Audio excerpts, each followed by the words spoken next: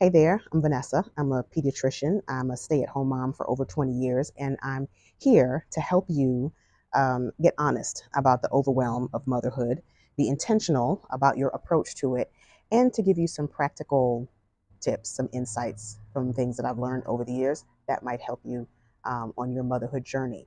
And today, I was thinking we would talk about a question that gets asked a lot, probably by every mom. I've asked the question myself, and that is, am I doing enough? Am I doing enough for my child? I'm looking at the other moms I know. I'm looking at the moms on social, and I see what they're doing and I see what I'm doing, and I'm wondering if my kid is getting the short end of the stick. Am I doing all that I could be doing? And I can't believe I even asked the question because I feel like I am doing everything I could possibly do already, and yet I'm still wondering if it's enough.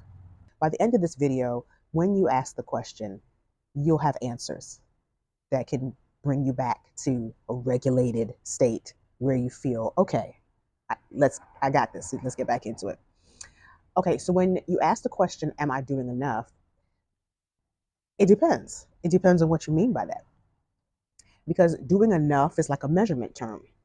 And so are you doing enough of what? Based on what? Like what is your goal? How close are you to, do you have a goal? If you don't have a goal, then you can't measure how well you are meeting the goal. And then if you have a goal, then that's what you should be basing the answer on. It should have nothing to do with what your mom friends are doing or what you see on social, because you might not have the same goals with your children as they do, if they even have goals. So it depends on what you mean when you ask the question. And if you're just throwing it out there, am I doing enough because I'm doing all the things? If you don't have a way of knowing what is meaningful to you, to then have a focus on what to emphasize, to even begin to consider if you're doing enough, then you're just asking a question that will always bring you anxiety because you're not even set up to answer it. So, okay, let's take me for example. My goals in raising my children, I'm a believer in Jesus. So my main goal is introducing them to him, to living my life in a way, constructing our home in a way where my husband and I are modeling what it's like to believe, to have faith in Christ, for them to see us reading our Bibles, those kinds of things, so that they are introduced to him vicariously through us, and then they have to receive him for themselves, so they so choose. They all have, and so I met that goal. So if I'm asking, am I doing enough as someone, as a mom who one of my goals is they would not leave my house and be wondering if Jesus is real, or they would know, and they would know what it looks like to walk with him imperfectly, but to walk with him and how he moves in our lives. I've reached that goal. I've done enough because I have exampled myself before them in a way they have seen, they have tasted, they have known, they have tried him, they walk with him for themselves. So I've met that goal. Okay, another goal, if I'm asking, have I done enough? I come from a family dynamic. I come from a blended family that was blended horribly. And so the family dynamics in my household growing up, and in my family, period, because not all of us, it's a whole long story. But there's a lot of pain and a lot of, um, we just had these kids and we're going to raise them. Like, not a lot of intention beyond, I go to work, we work our jobs, we make sure we have met their material needs, we pay for them to go to X, Y, and Z schools. Okay, those were their goals. Those were not sufficient for me in my development, in my nurturing. And so one of my goals as a mom was to now fill in the gaps that I never got, to be equipped in a way that I can now be there for my children in ways that my mom was not there for me.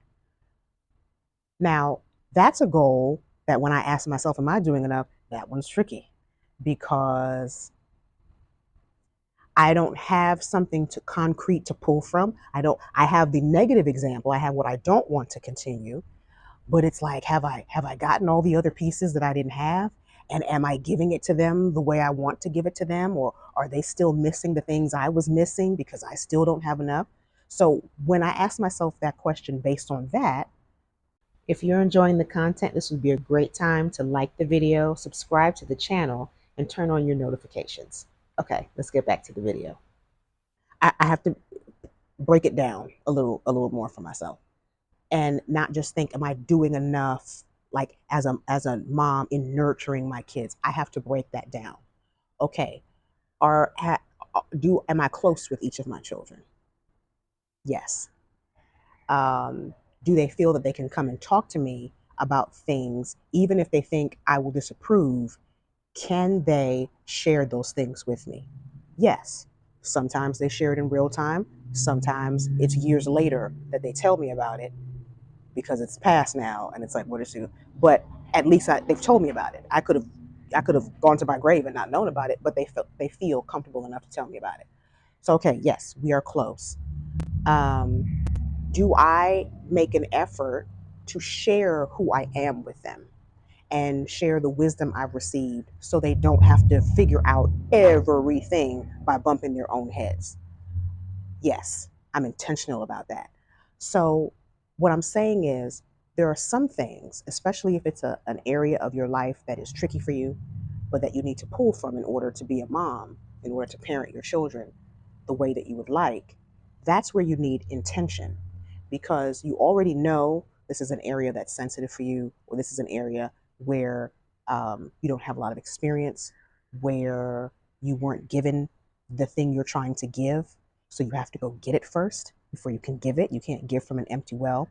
And so you have to know what you're aiming for. You have to know how equipped you are to do it.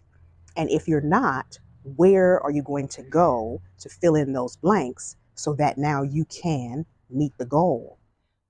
But you can't just sit and say, am I doing enough? Enough of what? For what purpose? What are you aiming towards? Because if you aim at nothing, you'll hit it every time. And if you're aiming at nothing, you will never know if you're doing enough because you don't know what you're trying to do.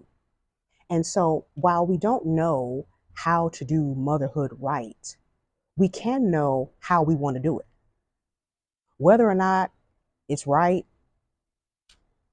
our kids will let us know. And if we didn't do enough for them, there are always therapists for that. Let's just thank God that there are therapists to help us navigate the things that we wish we could have gotten, didn't get, blah, blah, blah. Okay.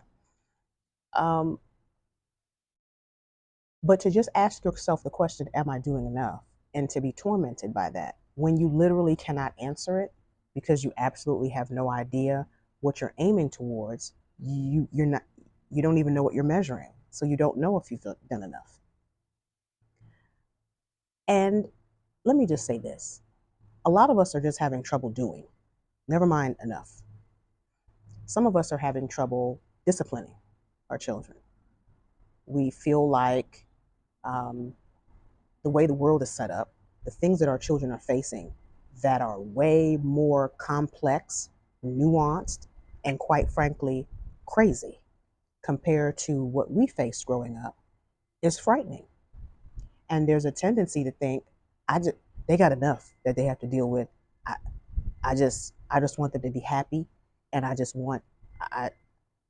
want to add to whatever they have going on. That sounds good in theory. The problem is you're growing up in a society with fewer and fewer boundaries. And so if everything is open to you, if you can just do whatever, whenever, it's actually like a sensory overload. It's it actually leaves it for them to have to figure out what is good for me because nobody tells me. Nobody says, no, you can't do that and enforces that. I can just jump over any play hurdle they put in front of me and do whatever I want to do. And I have to hit my head every single time to figure out that that wasn't a good idea. That's actually very overwhelming and very stressful. And and it's a fear response as a mom, as a parent, as opposed to acknowledging. I acknowledge the very real apprehension that my children, my daughter in particular, she's the youngest, there are just forces at play that can be very harmful. to her, particularly as someone who believes the best of people. You know, her expectations are this person's probably fine, and and it it would be horrible of me to just let her go without giving her any benefit of my experience. The experience that comes with knowing a different time, living in the current time, but being aware of a different time where things were less complicated, and what the dangers were then, but how in hindsight those dangers are much more minimal compared to the dangers now. And to speak from that place, give boundaries, allow space within those boundaries for her to figure things out, but there is a hard stop. Like, you can figure things out up to this point, and then that's where you're going to stop. uh, you can try to jump over that if you want to. If you do, there'll be a consequence for that, because what's on the other side of here potentially, as your parent, knowing you, is not for you right now. It's not for you to figure out, not for you to navigate, not for you to experience. It's not for you. And because I have a goal in mind, several goals in mind for my children, I am willing to stand 10 toes down on why this is the boundary and why any attempts to go over that will come with a consequence, because I know what I'm aiming you towards. And I know how what's on the other side of that will derail you, and derail you in a way that can have long lasting effects. You know, there are some things where, I say this often, life will show you better than I can tell you. And there are times for that. There are times where you can say something until you're blue in the face. And then you just need to let them have the experience one time. And then they're like, oh, okay, got it. But let that experience be something, let it be something of temporary inconvenience, not long lasting effects. So I could tell you, you know what? Here is this big bag of candy. I'm going to leave it to you. The boundary is, um, this candy is supposed to last you for 5 days. It's a very big bag of candy. I know you love candy, but I also know that part of growing up is that you learn to pace yourself, that you learn to know when enough is enough, that you regulate yourself. So here's a bag of candy. This bag of candy should last you for 5 days. Um, here's where I give you the wisdom. If you eat all this candy at once, if you eat all this candy in one day, you will not feel well. You will have a stomach ache. I could have done it another way. I could have gotten them a smaller portion and told them this is just for today. You know, this is your candy for today. I could have done that. I could have done the thinking for them, and I've done that, done the portioning for them. But this is something where the consequence of not listening to me is uncomfortable but temporary. And it's worth them experiencing that way, so that from now on they will regulate themselves. I don't have to portion out the candy. They have had the experience of what happens if they eat that entire bag of candy in one day, how they felt, and they have decided, I don't want to feel that way again. You can do that with the candy. I don't know that you want to do that with, oh, mom, can I sleep over at my girlfriend's house, or can I sleep over at my boyfriend's house? Um, no, because although I can tell you um, not to engage in certain behavior while you're there, I can tell you that. You can tell me, oh no, we're not doing that. I'm just hanging out over there. You can tell me that, but the consequence that comes with you not listening to me is far greater than my stomach don't feel well. Hey, Dr. Vanessa here, interrupting the video you're enjoying with something else that you might find helpful. You know, there was a time when I had 3 teens in my house, and talking to them or trying to get through to them felt like talking to the wall. And when that happens, we have a tendency to lean into trying to convince them that what we're saying is right. And if you know anything about teens, they resist that wholeheartedly. Have you ever had that experience of trying to convince a kid to see things your way rather than connecting with them? Well, I have a tool to help you identify the habits that are hindering your talks with your kids and then give you the tools to be able to connect with them so that you're seen and heard and give them that same gift. The link is down below in the description box. Now let's get back to the video. So while I'll let you have a little more leeway with the candy, it's because I know the consequence there. And I know how quickly you can bounce back from that versus bouncing back from a car accident, bouncing back from an unintended pregnancy, bouncing back from uh, drug use because you're hanging out at a certain time of night with other people who hang out at a certain time.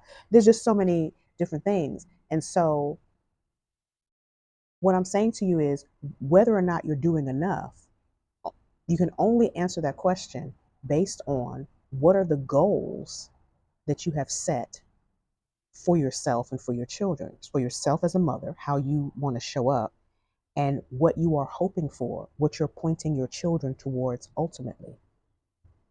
If you don't have an answer to those questions, asking yourself, am I doing enough, is a pointless question that is only causing torture.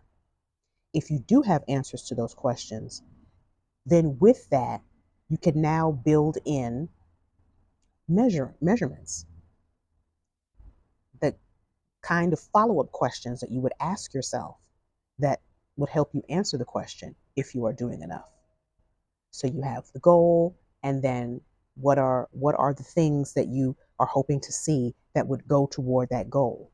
Are you fostering those things? Are you creating an environment that makes those things possible?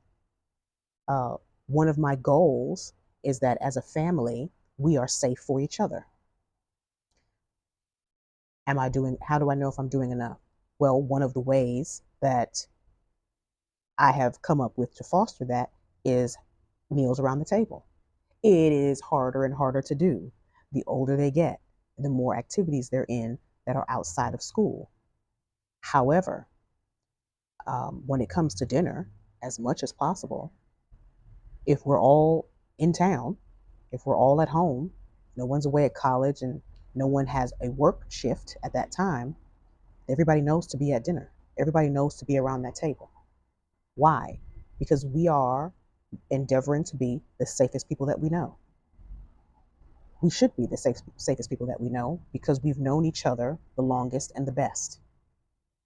And while no one is perfect, because we are related to each other and we love each other, it's in our best interest to make room for each other, make room to hear each other out, make room to be heard, and to do it over a meal, which makes everything easier, right? It's easier for anybody to share while they're eating. And by coming around the table, we are letting each other know off the rip, I prioritize you. There are other places I can be, other things I could be doing, other people I can be doing those things with. But I come to this table and I put my feet under this table and I eat with you because I love you and I want to hear what's going on in your life. And I want you to know that I'm here for you so that no matter what is going on out there, you know that you have someone in here that has your back. So, how do I know if I'm doing enough? Okay, am I home to put a meal on the table for people to gather around? When they come to the table, is everybody bringing their phones, or do their phones have to be put away so that they understand that I'm here not just to eat and to stick my face in the phone, but I'm here to hear the people who are here with me. I'm here to listen to them and to share with them. So there are things that I put in place that go towards that goal of us being a connected family. When we're at the table, if people don't seem to have anything to say, we have a game called the Ungame that we bought years ago. If we need to, we whip that out and have some conversation starters. One of our questions, long time, high, low. What was the high of your day? What was the low? I'll use different words and switch it out depending on how I'm feeling. I'll say it a different way. But it's an atmosphere that I intentionally create that makes room for people to share, to unload, and lets them know that there is always a place for you to do that, so that you know these are my people and I'm safe with them. Do we always agree? Do we have heated conversation at the table? Sure. Somebody bring up a topic, somebody sees it a totally different way, and we flesh that out at the table. And part of the time at the table is working through what's the best way to disagree and still honor the person and their point of view. All of that is happening at the table. That's not really happening out there. Where are they going to learn that?